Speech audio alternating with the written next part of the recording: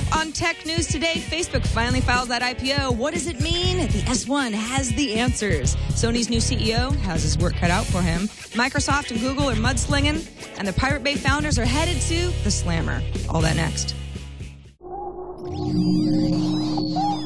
Netcasts you love. From people you trust. This is TWiT. Bandwidth for Tech News Today is provided by Cachefly at CACHEFLY.com.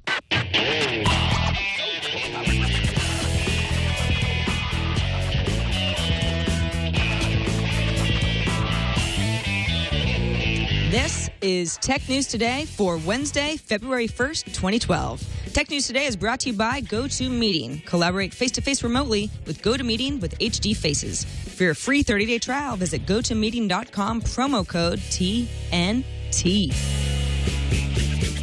Welcome to Tech News Today. I'm Sarah Lane. I'm Iyaz, Akhtar. And I'm Jason Howell. And today we have got Shannon Morse from hack5.org, a.k.a. Snubs. Hey. On Twitter and other places online. Hi, yes, Shannon. Everywhere. Google Snubs and you shall find me. All right. Along with lots of news info about people snubbing each other. That's good to know also. It all goes together. Congrats on the award, by the way. Hey, thanks. That was awesome. That's our golden French fry up there. You can sort of see it in the party. corner. We should have a party. With alcohol. And French well, fries. you know, that sounds like Friday. I should come in on a Friday. You absolutely should. Come on up with Darren one of these days. We're very happy to have you. Thank you. And, okay, well. Nothing happened today. As we suspected. Nothing late happened either. Yesterday, everybody was all aflutter online, wondering if today would indeed be the day that Facebook filed for their long-awaited IPO. Sources said it would be this week, possibly as early as Wednesday afternoon. Well, it happened just before showtime, in fact. Facebook has officially filed for an IPO for potentially $5 billion, which would be the largest debut in some years, about 4 years, but not the $10 billion that was originally quoted and expected. They didn't specify the projected price range in the filing. They are going for the symbol FB. Makes sense. That is not up to them. So they've filed for it. Hopefully they'll get it.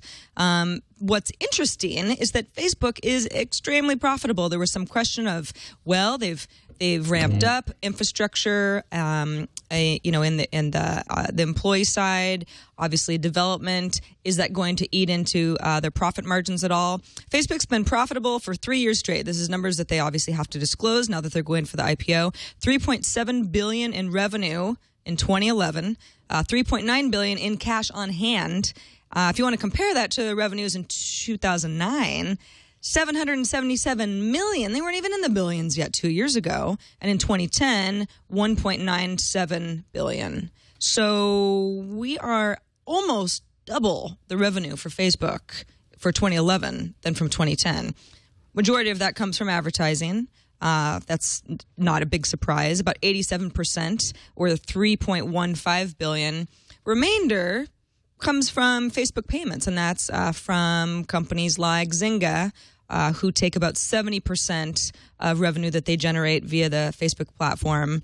Facebook gets, about 30. Zynga apparently is about 12% of the Facebook payments section of Facebook's revenue, which means besides online advertising and Zynga, Facebook's not making a whole lot of money from anybody else. Does any of this surprise you guys? The earnings, the crazy revenue growth? We've heard for a while they've been rumored to be profitable for a long time. They're doing quite well. Their shares trading in the secondary markets doing very well.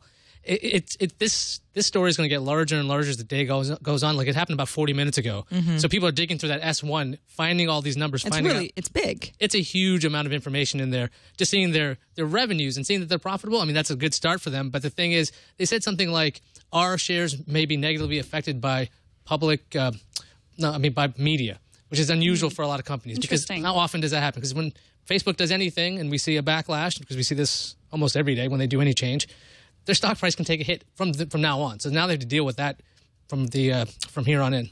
Yeah, it doesn't surprise me very much that their IPO is $5 billion, because that's pretty darn good for Facebook, and they have doubled their revenue year after year after year. But I do have to wonder if if their revenue is going to keep on increasing at that rate, because I've seen some of my own friends leaving Facebook recently just because it's changed so much throughout the years. Is it going to keep on increasing like that?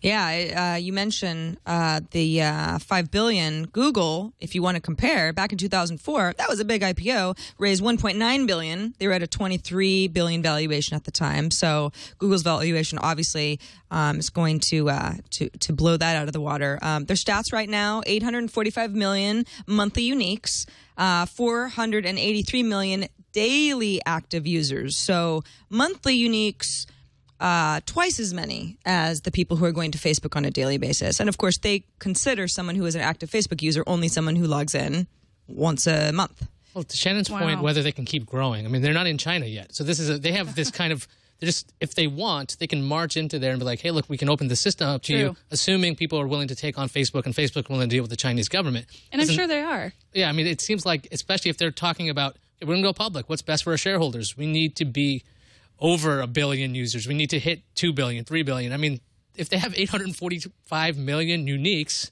I mean, how much more do they have that's inactive? Like, do people just have accounts? I mean, it just could be huge. Yeah, absolutely. Well, it doesn't really do much for them because those people aren't clicking on ads and they're not, buying things.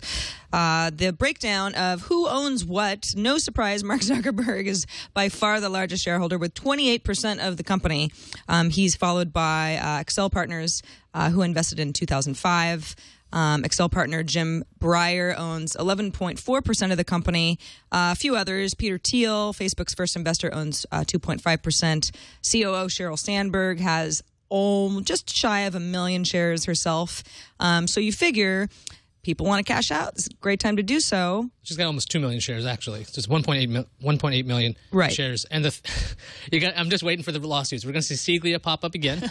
Because, I mean, he's been thrown out of court I don't know how many times already and been fined and put in contempt of court. I think the last time he was around. Then when are we going to see the Winklevoss twins show up again?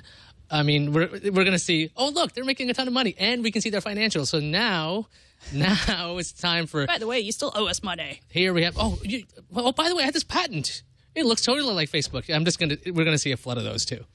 Absolutely. So we will stay on this story. Our hope is by tomorrow, a lot more of the information associated with this IPO and people... going through that S1 and getting a lot of the details. I was throwing my voice for a second. That was actually kind of fun. I'm so used to you being in that chair that I did it and started queuing up the next story. I just kept talking. Sorry about that. I dyed my hair brown. Did you know? But anyway, yeah, we'll have some more details tomorrow. But those are the facts for now. Very exciting for Facebook, and it'll keep everybody in the blogosphere yapping for some time to come. Moving on now to some changes at Sony. Not a lot of huge surprises. Sony has announced that Kazuo Hirai will become the company's president and CEO starting on April 1st, replacing the current CEO and president, Howard Stringer. And the rumor has been for some time that Hirai would be named the president of Sony. Howard Stringer would remain CEO. At least that's what he told a news organization back in January. So there's some question of how much Howard Stringer may have been blindsided by some of this. Although Stringer will become chairman, he's replacing Yotaro Kobayashi. And Hirai, some interesting facts about him, is the youngest Sony CEO, or he will be anyway, at age 51. And analysts seem to be pretty bullish about the decision. Michael Proctor at Wedbush Securities, an analyst over there, says that Hirai understands the culture of the company. He clearly understands Japanese culture, but he was U.S. educated, lived here for a long time, meaning the U.S., running an important business, so he's in tune with Western consumers. Obviously very important for Japan's consumer business, certainly in North America. Hirai's current title is chairman of Sony Computer Entertainment, which of course includes the PlayStation line. And interestingly enough, Sony is announcing its fiscal third quarter earnings tomorrow. So we don't know what those earnings are yet, but you figure this seems like something that might have been decided to announce today in case the earnings are really bad news tomorrow. So you can say, but look, we've already made changes. Changes are in place. Some good news before some bad news. Yeah, exactly. Make people happier. So Makes Howard Stringer has been with the company a long time, and there's some talk. Don Reisinger over at CNET had a good kind of analysis of, well, is Howard Stringer out because he wasn't doing a good job? And all signs point to yes. The PlayStation Network security breach of 2011 was just a huge blow to the company. A lot of bad PR there. Stringer was criticized for not being more upfront. In fact, for putting Hirai facing consumers instead of himself. The sluggish initial sales for the PS3, although they've kind of caught up in more recent years, still lag behind the Xbox. Disappointment for Sony. Sony's television business has posted 8 straight losses. Not good. Sony Ericsson partnership ended late last year over flat growth in the mobile market. Obviously, Ericsson is another company, so you can't put all of the blame on Howard Stringer, but it's a partnership that he was in charge of. And then over the last year, Sony shares have lost almost 48% of their value, fallen to $18.22. Over the last 5 years, Sony shares have lost nearly 62% of their value. Yeah, under Stringer, Sony hasn't been doing so hot. So they haven't. The idea to move over to a younger guy, a guy's been with the company for like 20 years. I believe Stringer was the first non-Japanese CEO and president of Sony. So kind of go back to the old way for Sony. I mean, the brand was something huge. The fact is, even though they've taken all these hits, Sony's still a recognized brand. And when they bought out Ericsson, I think that's going to be a good step for them in general when it comes to this. Okay, look, we have a Sony phone. We don't have to keep talking to our joint venture, or our joint venture isn't controlling some kind of weirdness with our device. We can put PlayStation on there. We can do what we want with it. And Hirai is really big on television still, and people think that's a little crazy. Why would you do that? You've lost money in TVs. Every time Apple says anything, or if someone says Apple's going to do a TV, people are like, yes, that's a great idea. Sony, which has experience with all parts of this, from design to manufacturing to outsourcing manufacturing to different technologies, when they say they want to continue doing televisions, people think that's crazy because they've lost money. But if the market's changing, I mean, there's that PlayStation television, even that weird 3D television that does active lenses so you can have 2 images on one screen with a PlayStation. I think Hirai is quite aware that the television is going to be something that's going to be very important to Sony for the long term, because whether you have a PlayStation 3 or it's built into the television, or you have an Apple TV or whatever it is, whatever device is connected to your TV, you got to have a giant monitor for something at some point. Yeah, I think Hirai is a great choice for Sony. I mean, the guy's been around for such a long time. And what I really think he wants to do is focus on what their strengths used to be. The televisions, the PS3, and the phones and different electronics. For one thing, Hirai was around during the PS3 hacks, and he was the one that, popped his head out of the woodworks and said, oh, hey, we should probably apologize to our customers. So he said anything before Stringer ever did. And I thought that was a great thing for him to do. And as a CEO, I think he's going to be wonderful. He says the path we must take is clear to drive the growth of our core electronics businesses, digital imaging, smart mobile, and game, to turn around the television business, and to accelerate the innovation that enables us to create new business domains. That was a statement he gave after this news was announced. Sounds exactly like what you're talking about. I mean, it is a little surprising, I think, for some people who even suggested that Sony spin off their 3D TV business. But as somebody who... I grew up with Sony TVs. I mean, my dad was a Sony TV faithful.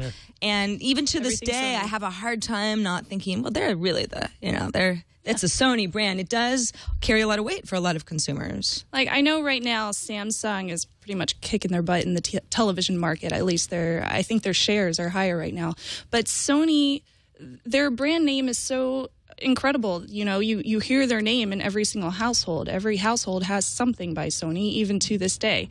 I really hope that they can come out with, new televisions that will get consumers out there and start purchasing them, even though the economy is a little low right now. So. Remember when Samsung was like a kind of a joke brand? You didn't want to buy anything from Samsung. That you're like, this thing isn't going to hold up. They don't know how to make. This has never been quality goods.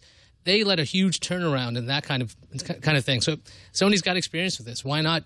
Why would this be so crazy for this to happen? The other thing about the PS3 numbers, which I think is kind of strange, Xbox had a whole year a whole year before the PS3 even launched. And Sony was losing money for like a while on the PlayStation 3 because they put in some really crazy technologies at the time.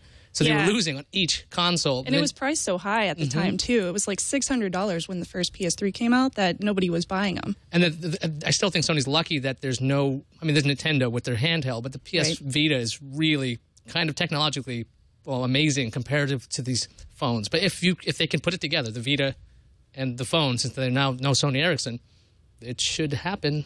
Hirai definitely needs to work on the PS3 model right now, the PlayStation 3s, because with the new Xbox 720 or whatever it's called supposedly coming out, and the Wii U or whatever they're going to call that coming out, they definitely need to up the console game or else they're going to fall behind even more. All right, let's move on now to Google and Microsoft acting a little bit like a couple of politicians and smear campaigns. I would say... well, maybe not taking it that far, but here's what happened. Yeah, a little mudslinging. After Google's privacy policy change upset a lot of people, a lot of questions, Microsoft says, okay, now's the time to remind everybody that we have a suite of products that might actually work for people better than Google's. Yesterday, Frank X. Shaw, who's the VP of Corporate Communications for Microsoft, wrote on a Microsoft blog that Microsoft has alternatives to Google. Hey, what do you know? Not only that, Microsoft ran a Putting People First ad, ran in the Wall Street Journal, the New York Times, and the USA Today. The copy included stuff like Google is in the process of making some unpopular changes to some of their most popular products. These changes, cloaked in language like transparency, simplicity, and consistency, are really about one thing: making it easier for Google to connect the dots between everything you search, send, say, or stream while using one of their services, which is actually exactly what Google says, too. It's just it's sort of like the way that if you've got the ominous music behind you, when you read that, you go, ooh, that sounds bad. And Google's saying, no, that's what we're doing, but it's supposed to help you. It's supposed to help us, too. Microsoft also says every data point that Google collects and connects you to increases how valuable you are to an advertiser. And if these changes rub you the wrong way, please consider using our portfolio of award-winning products and services. All right. Well, on the other hand, Google is fighting back. They're placing web ads that claim we're changing our privacy policy, not your privacy controls. I'm imagining Google rolling its eyes as I read that. They're posting these to sites like the Washington Post. The ads link to Google policies and principles page, which is supposed to reassure customers if customers haven't read their million emails that Google has already sent about new privacy policies, that they will be safe after the March 1st update. Danny Sullivan at Marketing Land spoke with Frank Shaw, who said, listen, there's a philosophical difference between Microsoft and Google. When you boil it down, Google really only has one customer, and that's its advertisers. Do you buy it? This is coming from Microsoft. No. It's Microsoft. I mean, seriously? They're just doing this because Google's kind of in a slump right now, and they're like, oh, we should take this chance and get the word out there to consumers that Hotmail's better than Gmail. Isn't it weird that they published in newspapers versus Google advertising on the web? Which, okay, wait, if you're annoyed with web services, publish in a newspaper. No, wait a minute. No. But it is an ad saying, Google's doing some damage control. They're trying because people, once you use the word privacy, people freak out. No matter what's going on, even if everything is super easy. But Google kept saying this: data liberation. You don't like us, you can leave. You can't opt out of each policy. You can't opt out of certain things, but you can have 2 Google accounts if you want. You can not even sign in and still be safe. But if you really are freaked, just out of your mind, freaked out about this, just go. Microsoft needs to take advantage of something like this. I mean, they have Bing that's been losing money for years. They want people to use that. They have Hotmail, which actually does quite well. And compared to Gmail, Gmail kind of looks like an old thing from the 90s. I mean, it still kind of does. There's really not a whole lot of active things in there. So why not try? I mean, they got to use their money for something. They got to market themselves. So good on Microsoft for trying. I haven't used Hotmail in a while. Are you telling me that Hotmail is like the sleek, sexier version of Gmail? No, it's bulky. It's like you know, like Yahoo's kind of like Outlook. Yes, it's kind of like all right. So it can be bulky or it can be powerful, depending on how you're looking at it. It's not exactly pretty. Misunderstood. Yeah, yes, you said the opposite of what I heard.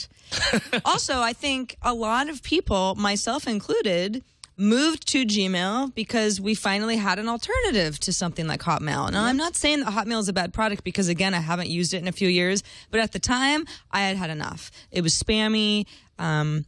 It was ugly. I was sick of IE too. When Firefox came along, I was happy to move away from that. So I think it's a tough sell for Microsoft to say, we do all these things that Google doesn't do, when people still remember Microsoft as the company that they wanted to break away from back then. Maybe that's why they put their advertisement into newspapers instead of on the internet everywhere. The new customers who think Google is scary and evil. Yeah, I completely agree. I think, Microsoft's just hitting them in a bad spot right now just because they're down. And I can't see this very much helping Microsoft in the long term because everybody uses Google, at least everybody that I know. OpenOffice, for example, and Google Docs. You can use those instead of paying for Microsoft Office 365. You can download a trial, whoop-de-doo. You can use Google Docs for free. And the privacy policies that Google is putting in, those, in my opinion, are going to help me because I use all of Google's different programs and software that they have available to us right now. So why not put everything into one big list for me? Why not include everything together so that I don't have to go into every single program? Then the ads will be targeted to you, and you wouldn't want to see ads that are targeted to you. Well, maybe I'll click on ads and go shopping. Who cares? Right. Yeah, nobody's forcing you to click on anything. It's worth noting, too, that Microsoft's Bing search engine also has a privacy policy. One of Microsoft's knocks against Google is, well, you got to read the fine print. It's really hard to know what they're doing with your data. In Bing's privacy policy, if you want to know how your search history might be used to target you with ads across the web, you can do that, but you have to read something called the Master Microsoft Online Privacy Statement. Okay, sounds familiar. I mean, it's all of these companies have fine print, right? They've got their privacy statements that are a little bit more complicated than they want you to think they are at first glance. I just don't see the two companies being all that different. I see them being pretty fair competitors as far as the obvious stuff. You want to search the web, you want to have email, that sort of thing. You could choose either one, but it's not as if Microsoft is on some sort of a high horse when it comes to privacy. Sarah, you're right. This is a lot like a political race. It's the two of the same kinds of, candidates, and they're both saying, I'm great, and if you don't like that guy, I'm great, and they're about the same. Now, I do have a question about the new privacy policies. Will you have the ability to opt out of any of the included information when it comes out? The same privacy controls apply. So if you want to get out of advertisements and things, and there's certain elements that are not included by default, and there are still other properties that are outside of this new streamlined privacy policy. We're talking about Google, right? Yeah. Oh, yeah. I was like, what about the master Microsoft one? I made a mistake there. But yeah, there's still controls in there. Good. That's what I want. Some bad news before we get to the bad news, I'm going to leave you hanging there. First, we want to thank GoToMeeting for sponsoring this episode of Tech News Today. Yeah, that was a good one. It was actually, I didn't do that on purpose, but it's a cliffhanger. Tech News Today is brought to you by GoToMeeting because even if you want a face-to-face meeting, you want to get everybody together, you want to collaborate, you want to write on a wall and sketch out some stuff and brainstorm, you can't always do that in this day and age. People are in different cities, different countries.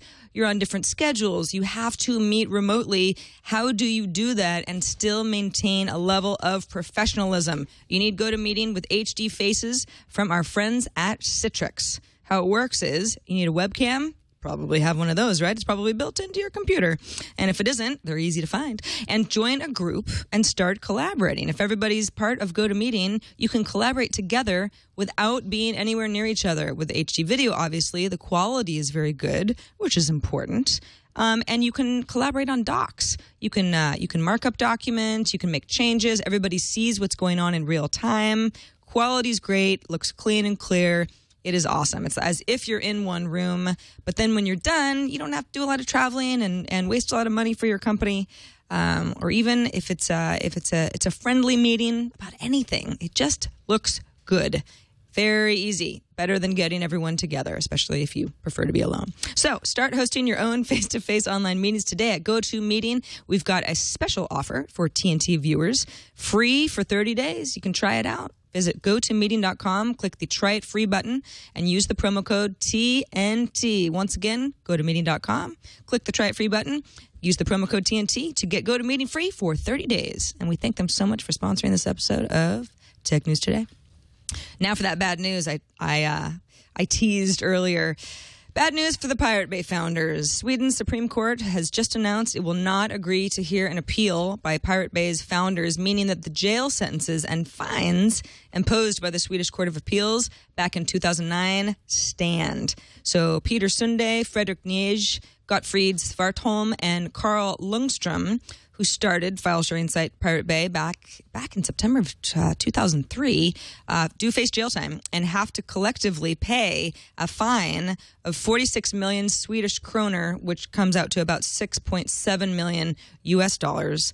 Again, back in April 2009, the founders were found guilty of abetting copyright infringement. They were sentenced to a year in prison, plus a fine of 30 million Swedish kroner, which was about 4.2 million at the time. So if you wonder, well, what's the discrepancy? The appeals court actually ended up lowering the jail time, increasing the fine, depending on how much money's on hand. That's either good news or bad news.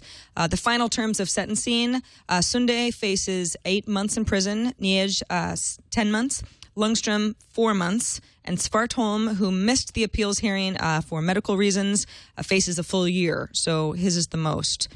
In the meantime, the operators of the Pirate Bay have moved to change their domain name from .org to the Swedish .se. The .org site is now redirecting to .se. Pirate Bay Insider says to Torrent Freak, they made this move in order to prevent the U.S. authorities from seizing the domain, which could happen now that the court case is done. Yeah, bad news for the Pirate Bay. I'm looking into the Swedish prison system. I'm just kind of curious what kind of things happen. Google image search, things look pretty nice. It's probably not a fun place to go. Well, maybe it's a white-collar prison. Well, It'll be fine. The emphasis is on a humanitarian treatment of prisoners in rehab in favor of deterrence. So that's an interesting idea. So maybe it's not like the U.S. where it's like lock them up, keep them there, and... it's more of a year of explaining how piracy works and...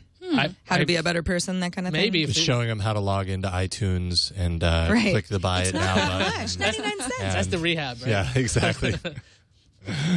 Yeah, it's. I guess when I first read, I went, oh gosh, this prison sentences. I mean, they're as far as if you compare this to Mega Upload, and it's hard to compare the two. They're very, very different cases. We're talking about a lot more jail time for the founders of Mega Upload. This does not seem in comparison too crazy. The fine is very big. I'm not sure how much money. 6.7 billion USD. That's not big. That's chump change. Yeah. I'll just send him a check. That's all relative. I don't know how much money these guys had in the first place. I don't know if they had Kim.com money. I mean, right. I got to look into that kind of stuff. But, well, I guess that's what happens if you are helping out copyright infringement, right? You're going to go to jail. That's the way it works. Well, and it stinks, appeals don't always work out. They bought themselves some time. This was back in 2009, and they've been fighting it ever since. And the tide did not turn in their favor. We'll of course update you as the story develops from here. But now moving on to little media news. Redbox has broken a deal. It was trying to put together with Warner Brothers Movies that it concerns when Redbox gets movies after Warner Brothers releases them. The company will not be subject to the 28-day wait that it previously had with Warner Brothers, and it's not going to have a deal like Netflix's deal, which is subject to a much longer 56-day wait. That was something that they were in negotiations with Warner Brothers for. Turns out Redbox is now going to obtain Warner Brothers movies from a source other than Warner Brothers, and they're going to pay a premium for that. To deal with Warner Brothers directly, you get a discount, but then you also have restrictions like having to wait. So it sounds like they're experimenting with paying more up front, but getting the respect of consumers later because their deals look better than somebody like Netflix. Yeah, in my opinion, this could be a really good thing for Redbox in the fact that they're going to be the first people that have the DVD over Netflix. So that could increase their profits, even though they're paying out more for the DVDs in the first place. The reason why Warner Brothers went with this window that was 28 days then to 56 was to increase sales of DVDs. I guess they're going to get that. So they're still selling the DVDs. I don't know. I mean, they're going to have to sell it to their wholesaler who's going to sell it to Redbox, I'd assume. So they're still selling them one way or another. And there's less of a discount. So I guess they'll see more money. I'm not really sure if that's... So maybe they've done it. They've managed to make these windows do something, but it's on the Redbox side or these other companies. Not really sure why Netflix didn't decide to do the same kind of thing because other than the fact they seem to be desperately trying to get out DVDs. I mean, Redbox is really for that. I want to watch something right now. It's not streaming. I got to go find it by the 7-Eleven or something. And that's... I mean, this is still kind of an... I wouldn't say it's a dying model, but it's getting there. It is getting kiosks. There. Yeah, I agree. I've never used a Redbox myself, but the fact that Warner Brothers is going to be released the same day, I might actually start using it now just for Warner Brothers movies. Well, it is a way for them at least to compete, and while people are still using DVDs it is. on a regular basis. You want it now, you got to go with Redbox. You want it in 56 days, well, then you can go with Netflix, that sort of thing. So it makes Redbox look attractive. And more entertainment news at the D Dive into Media that All Things D is putting on Tuesday. YouTube CEO Salar Kamanger said that his company could potentially create a service that would enable content providers, could be any of us, to create their own subscription-based video offerings on the YouTube platform. That would be for money. Obviously, you can subscribe to any YouTube channel now, but this would be something that you could offer and make some money off of. Commander gave an example of being able to sign up for a yoga channel, for instance, something that people would pay for as a service. And yeah, that sort of thing is like, if it's a good service, then you're a great yoga instructor, could make some money, and you don't have to have your own studio. He also warned, listen, this isn't happening tomorrow. YouTube doesn't necessarily have anything to announce. Don't hold your breath, but it's definitely something we are thinking about. This falls in line, it seems to me, with YouTube not trying to change its image, but trying to make sure that people know it's a destination not just for homegrown sort of silly videos that are of poor quality and don't have any episodic value, to that plus stuff like this, where you can take a legitimate business to YouTube and work out for you. This is cool. I'm excited. Yes, one more reason to cut cable. Woo! Well, YouTube's experimented with this in the past. They had some kind of, I think, a cricket-based subscription, so you can watch cricket, and you can pay a flat fee for that. I mean, it definitely seems in line with, assuming YouTube works with the Android market, which I know it does, but I just mean more like in the subscription payment. If you're going to go up with the tablets, and you're going to have your Android tablets out there, wouldn't it be nice if it was like the Kindle Fire, where you can just go, I'm going to subscribe to YouTube, and I'm going to get my content right to my tablet, or I'm going to get it on my Chrome OS device or any of that stuff, because this is YouTube. It runs on everything that Google does anyway. Why not? So I'm thinking it's definitely a smart move. Again, another long-term move, because I'm with you on this. I want to drop cable. Me too. I don't have cable anymore. I have over-the-air antenna, but it'd be nice to have even more content available that I could pay for that's of high quality, because the 100 channels I think they're coming out with their content partners, probably going to see some good stuff. And if the content partners can get paid directly, many more people, I don't know, maybe Hack 5, maybe TNT. It's possible. Something like that could be a subscription kind of show. Absolutely. Leo? And now on to the rumor mill. Yeah, and that first box is Apple, because it's all Apple today in the rumor mill. Here we go. The rumor that you've heard a billion times, it's the Apple TV. But this time, it's still Gene Munster of Piper Jaffray saying, we recently spoke to a major TV component supplier who's been contacted by Apple regarding various capabilities of the television display components, and we're confident that Apple will enter the connected TV market, but timing remains uncertain. So in other words, no new news. Yeah. Okay, so we got nothing there. We're as uncertain as ever. Great. The main points, though, were the model for the Apple television. We're talking about enabling its television to manage a consumer's live TV service with a unified interface like a TiVo, but without a set-top box, so it's all built in, obviously. Or they could Apple could offer access to live TV from network programming in combination with web-based video, so you got this nice little combination thing. Or they'll offer, finally, monthly subscriptions on an a la carte basis for live TV packages, so just send it direct to you. So that's the same kind of stuff we've been talking about forever. There are way more fun rumors coming. So here we go. We got BGR that has photos from a source who says they have a prototype iPad 3. Okay, and in the screenshots, you see shots from the iBoot, which is a developer and debug tool, and the specs show a quad-core processor, the A6, and there's supposed to be two models of the iPad 3. One's Wi-Fi only, and the other one has GSM CDMA LTE for all carriers. So that means it'll run on any network. And lastly, even crazier, the iPod Nano with a camera again. Now, the iPod Nano used to have a camera on that longer form factor. Now, this is the clip-based one.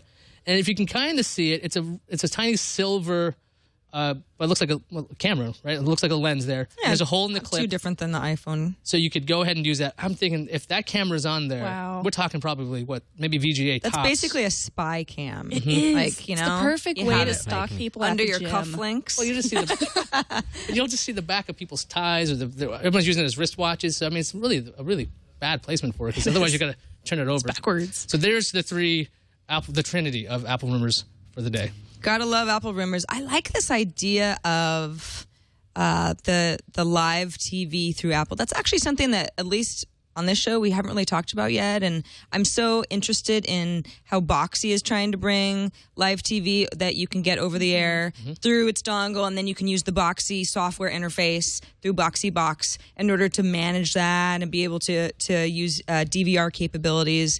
Gosh, if Apple TV could do that with live TV that we can get for free, as well as a la carte content that you can get on demand. That would be so nice. Wouldn't it? So nice. I would be such a happy girl. Me too. So I'm excited about that.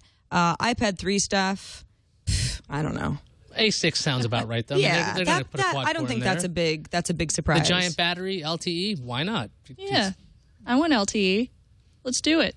Now, the fact that they're only making 2 models, it also makes sense, like from the building point of view, because you can run on GSM, CDMA, LTE. It's less difficult to build at this point, and that battery lasts forever. So if you could switch which radio it is every now and then, go LTE, I'm going to drop down. You're going to have actual battery life with an LTE device like the Razer Max, which is, I know, like there's one item out there right now. Oh, that would be awesome. And the Nano camera, I don't see why not. If Apple can pull it off and the Nano doesn't have to get any bigger, it just makes sense. It's something that if you use a Nano as a watch, not everybody does, but if you do, then you've got a camera on you at all times, because people always wear their watches. Or if you use it working out, it's just one of those things where it's one more place that Apple can add a camera into. And more now people equate Apple products with having good cameras. Well, the iPad has a way to go, but the iPhone certainly, it's become an industry standard.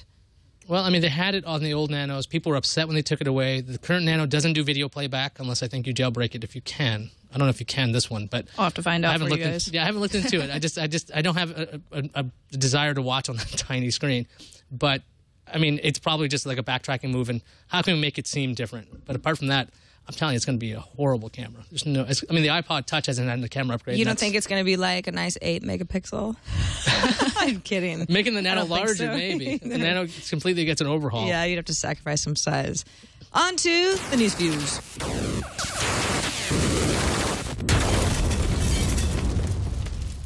ARM CEO Warren East says that Microsoft's brand recognition among consumers gives it an edge over Android. When asked by an analyst why Windows 8 tablets are going to succeed if Android tablet sales have been, in his words, disappointing.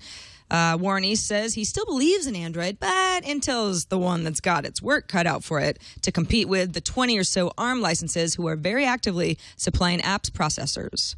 I think he's right. I don't think anybody knows it's Android. They go, that's nice. That's all they say. The Electronic Frontier Foundation is collecting information from Mega Upload users in hopes to recover their content. The EFF, along with Mega Upload host Carpathia Hosting, set up megaretrieval.com. Now, the EFF is focused on bringing back lawful content and will review factual situations. And there's a message from the CMO of Carpathia, published in a statement at the site saying, quote, "We have no immediate plans to reprovision some or all of the Mega Upload servers. This means there's no imminent data loss for Mega Upload consumers.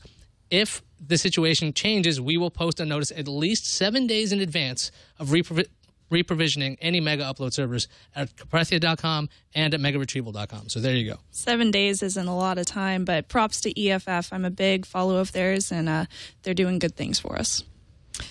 On to patent wars. And we're going to go ahead and score one for Samsung. Haven't said that in a while. The Munich Regional Court rejected a motion by Apple to get a preliminary ban on sales of the Galaxy 10.1N, That's the newer version. And the Galaxy Nexus phones, in a case where Apple invoked a patent related to last year protecting technology related to touchscreens for tablets and smartphones. You know the drill. Samsung has shown that it's more likely than not that the patent will be revoked because of a technology that was already on the market before the intellectual property had been filed for protection. That was presiding Judge Andreas Mueller said while delivering the ruling. Let's have some more Samsung news. Why not? Doodle-doo-doo. Oh, no, wait. Oh, wait, no, this is totally different. Samsung announced that you won't be seeing the upcoming Galaxy S3 at this month's Mobile World Congress. Well, that's kind of a downer. Samsung told The Verge that we'll see the next Galaxy S at a separate Samsung-hosted event, and some are calling this, again, the death of the trade show. It's like, why bother? Well, they've said that about Macworld, CES. I mean, if companies keep pulling out of the shows, then they lose a little bit of their luster, but Mobile World Congress is still pretty big. Why Samsung? Why? They want to do their own thing, I guess. Talk about the Note. Seagate Technology says supply of hard disk drives this year will fall short of demand, citing floods in Thailand as a leading cause of the need for long-term agreements with large customers to make sure that they get those hard drives. Last month, research firm Gartner predicted the major impact of the HDD shortage after the floods will be felt in the first half of this year, but will continue even through the rest of 2012. PC shipment growth could be temporarily affected during 2012, said Gartner. The Senate Judiciary Subcommittee on Antitrust, Competition, Policy, and Consumer Rights will hold hearings examining Verizon's deal to buy wireless spectrum from Bright House, Comcast, and Time Warner. The deal allows for the cable companies to sell Verizon services and vice versa. Comcast is already selling Verizon LTE service with its other services in Seattle and Portland. Google wants to keep operating Google Maps service in China and is in discussions with the Chinese government to get an essential license that grants it to do so. Now, this morning, Chinese media said Google would miss the deadline to apply for this license, but Google's spokesperson says we're currently in discussions with the government about how we can offer a Maps product in China. Now, Google is already required to hold a number of licenses to legally run some of their services in China, but the mapping service license requirement is new. I gave myself a really hard pronunciation one here. Romanian police believe they've arrested NASA and Pentagon hacker Tin Code. Now, his name would be Razvan Manol Cernau, something like Very that. good. That's what I would have said. Yeah, there you go. Remember. He's being charged with accessing high-profile computer systems without authorization. He's a 20-year-old IT student. Now, both NASA and the FBI were part of the investigation that led to the arrest. Whew. WikiLeaks may move operations to the high seas. Yes, financial backers of WikiLeaks founder Julian Assange are reportedly on the hunt for a boat that would house WikiLeaks servers in international waters to avoid U.S. legal authorities. This is according to Fox News. Another option, you could run WikiLeaks from a maritime micronation like the Principality of Sealand, which is a North Sea World War II era anti-aircraft platform. So none of this is necessarily happening, but it's possible, and they know it. Meanwhile, Assange went before Britain's Supreme Court today to appeal against rulings by lower courts approving Mr. Assange's extradition to Sweden. The judges are expected to announce their conclusions in several weeks. And now on to the randomizer. You know what one of my biggest pet peeves is? What's that? Shannon, you're wearing the exact same headphones that give me my pet peeve, knowing which is supposed to go in my left and which is supposed to go in my right. Because whenever I guess, because they feel the same in your hand, I always get them wrong. And I always get them wrong. Me too. Drives me absolutely insane, especially when you're in the dark and you're just like, oh, maybe I should take out my cell phone and turn on the light. Oh, there we go. Okay. Got it. Iyaz, is there a hope for people like us who have no headphone right of way? Well, apparently, the researchers at oh man, why another difficult one? I'm sorry. Igarashi Design interfaces project in Tokyo, Japan. Maybe Shannon can correct me there. And the idea is they have a pair of universal headphones that automatically switch audio channels when placed in the wrong ear. So if you wanted to hear the music, it's supposed to come out of the left channel, it will switch for you, especially if you put it in the wrong ear. So it's going to take care of everything for you without having to worry about looking at the little R or the L or looking for color-coded stuff or any of that stuff. Yeah, That's because great. for many people, if you were to switch the two, you wouldn't really know the difference. But Except people after who a while, they feel a little bit uncomfortable to me. Sure. Well, some of them are obviously specifically for one ear, and you'd know the difference visually. But for people who really pay attention to how original audio was mixed, there is stuff that's supposed to happen on one side and then supposed to happen on another and mix. Absolutely. In drum old... mixing especially, because drum mixing a lot of times is done by, God, I'll get it backwards. I know I will, and drummers will correct me.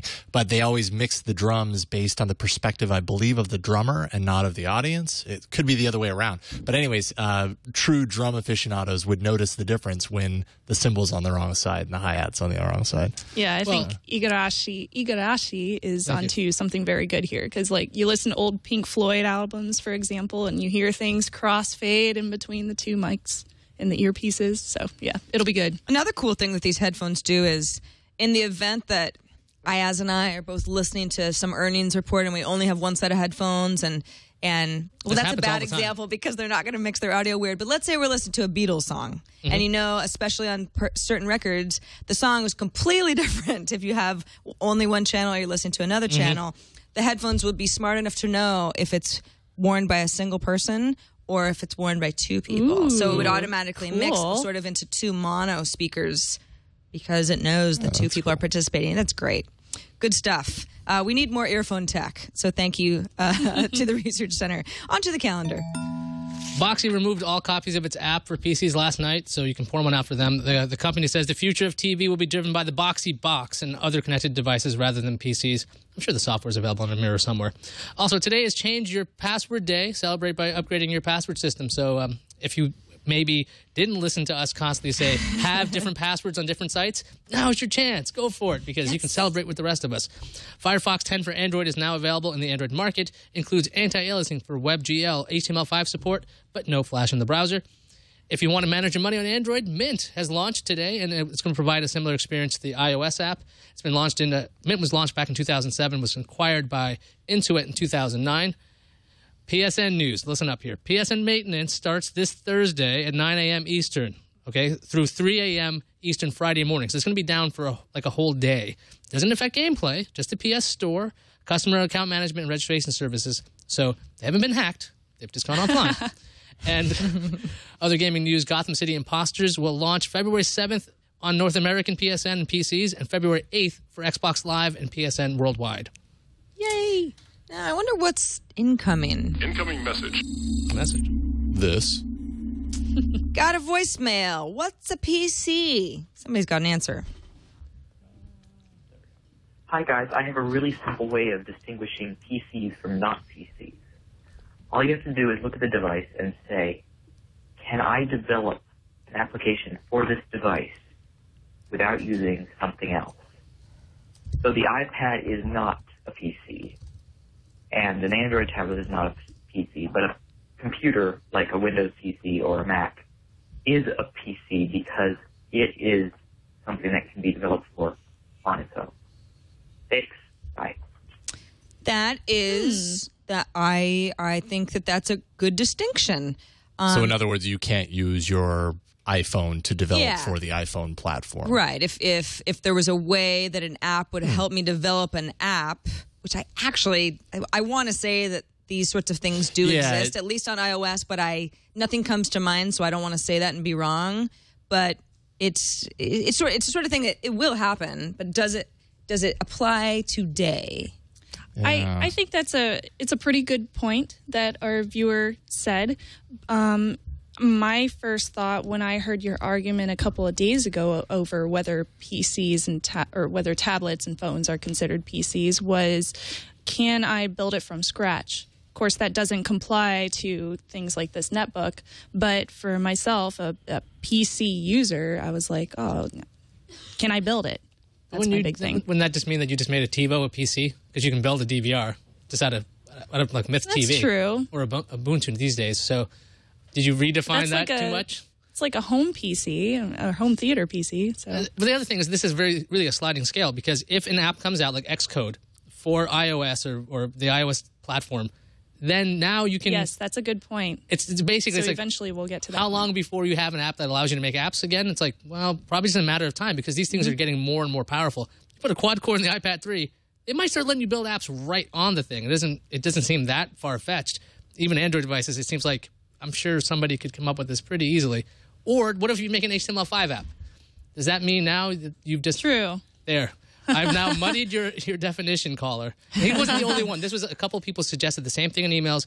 It's a good point. It's just a really hard line at this point. It is. It's a very opinionated argument, whichever side you choose. How would the people years and years and years ago that were creating PCs, the very first PCs that were coming out, how would they define a phone and the power that it yields if you were to show it to them? Would they classify that as a PC? I would venture to say probably that they say would. you can talk through it. They call it a sci-fi device. Probably like, what is that? Well, Of of course. But when you break it down to the essentials, the core essentials of what they were doing with computers then and what our phone does, that's very much like a computer now, I would probably venture to say that they would consider it a computer. Not a computer that they would have ever visualized or conceptualized, but a computer nonetheless that does things similar to what they were creating. Well, then. and a computer was so much more powerful than the stuff that was being built back in the early days. I mean, Sure. I often look at my smartphone or my iPad or just anything that's on the market now and think, gosh, I just want to see the looks on people's faces when we say, no, this is actually really what we all have. This is the standard. This is what people are using because it's hard to fathom. We've come such a long way. Our tablets, PCs. The war rages on, but we've definitely gotten some good opinions. Onto an email from Trish, who says, last week Tom mentioned the Hawaii bill. That was the one that would have required ISPs to record and save user history and other information for 2 years. Today, Representative John Mizuno bowed to pressure and killed his own bill. Yay! Countless Hawaii internet users sigh in relief. I guess John heard that Tom was on the way. Thanks for going to Hawaii, Tom, and clearing all that stuff up. We appreciate that. As you had mentioned before the show, that there is a companion piece of legislation, which is Senate Bill 2530, that's not dead, at least not yet. It requires pretty much the same thing. So, Tom, stay in Hawaii and solve this problem for another couple of days, because I know that's what you're working on right now, because it's on its path. He's just stalking Hawaiian politicians. That's all Tom does on vacation. I mean, if you think he's like sitting around drinking Mai Tais, no. Beers. No, in fact, he's on the hunt that's for what Eileen's politicians. he's streaming the show live right now on the beach, actually. I actually checking think up on us. Hi, there's Tom. a very good chance that is true. I want to thank everybody in our Reddit. TechNewsToday.reddit.com is where you can not only submit stories for our show, but vote other stories up and down. You help us shape our lineup every day. Got over 4,000 people participating, so thanks everybody who participates in Reddit. Keep it coming, and thanks so much to Shannon Morse for being with us today. Thank you so much. Let Miss people know Lane. what you're up to and where they can find your work online. You can find me on the Twitters at Snubs, or you can also find me at hak5.org. We talk about hacking and modding in video games. A little bit of that trickled in sometimes whenever I can get the guys to let me talk about video games. Awesome. Well, you always make it fun, so thank you so much for joining us. And reminder to everybody, you can write us. TNT@twit.tv is our email address. 260-TNT shows our phone number. Tomorrow, we've got Father Robert Ballasser and MG Siegler in person. See you guys tomorrow.